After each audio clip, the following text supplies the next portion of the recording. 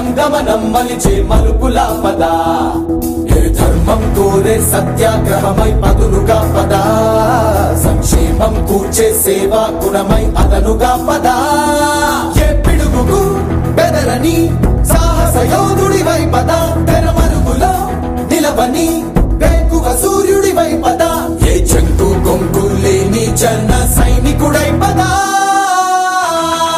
పద పద పద పద మెరుపుల పద ఆ గగనం భువనం అదిరే మరుపుల పద పద కోటి గొంతుల పిలుపుల పద ఈ సమయం గమనం మలిచే మరుపుల పద రాహు పట్టిన పట్టొక సెకండ్ అఖండమైన లోక బాంధవుడు అసలే లేకుండా పోతాడా? మూర్ఖుడు గడియారంలో ముళ్ళు కదలనీకుంటే ధనాగమనం అంతటితో తలకిందైపోతుందా? కుటిలాత్మల కూటమికి ఒక త్రుటి కాలం ధ్యేయమొస్తే విశ్వ సృష్టి పరిణామం విచ్ఛిన్నమవుతుందా? ధనుజు లోకమేకంగా దారికట్టంగా నిలుచుంటే నరజాతి ప్రస్థానం పరిసమాప్తం అవుతుందా?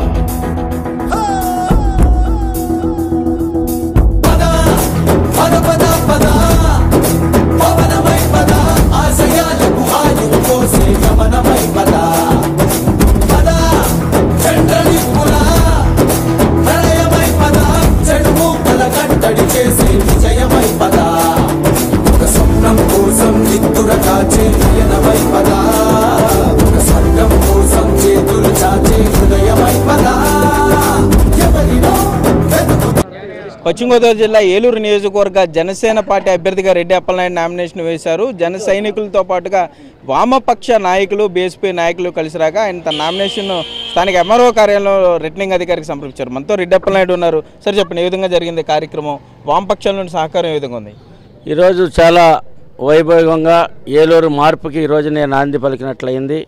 ఎందుకంటే ఏలూరు నియోజకవర్గంలో జరుగుతున్నటువంటి అరాజకీయాలకి మార్పుగా ఈరోజు నేను నాంది పలికినట్లయింది. ఎందుకంటే మరి సిపిఎం సిపిఐ మరి బీఎస్పీ పార్టీలు ఒక పూర్తి మద్దతు లభించడం, వారు కూడా ఈ రోజున పొద్దున్నుంచే ఈ నామినేషన్ కార్యక్రమంలో పూర్తిగా సిపిఎం సిపిఐ పార్టీలు మరి బహుజన సమాజ్వాదీ పార్టీ అదేవిధంగా జనసేన పార్టీ నాయకులు మిత్రుడు నారా శేష్ గారు, అదేవిధంగా పార్లమెంట్ సభ్యులు పెంటపాటి పుల్లారావు గారు, అదేవిధంగా పార్టీ నాయకులు శ్రేయాభిలాషులు కార్యకర్తలు ఎర్ర మహిళలు ఏలూరు నియోజకవర్గ ప్రజలందరూ కూడా చాలా భారీ సంఖ్యలో వచ్చి ఈ రోజున ఈ కార్యక్రమాన్ని విజయవంతం చేశారు. మరి రేపు ఏప్రిల్ 11 జరిగేటువంటి ఎలక్షన్స్లో కూడా మరి గాజు గ్లాసు గుర్తుపై అందరూ వారి యొక్క ప్రాథమిక హక్కును వినియోగించుకొని ఈ రాష్ట్రంలో సుస్థిరమైనటువంటి నీతి నిజాయితీ గల ప్రభుత్వాన్ని ఏర్పాటు చేయడంలో ప్రజలందరూ భాగస్వాములు అవుతారని చెప్పేసి తెలియజేస్తాం. Hello, this is your Nandu. Please do subscribe to New Waves Media.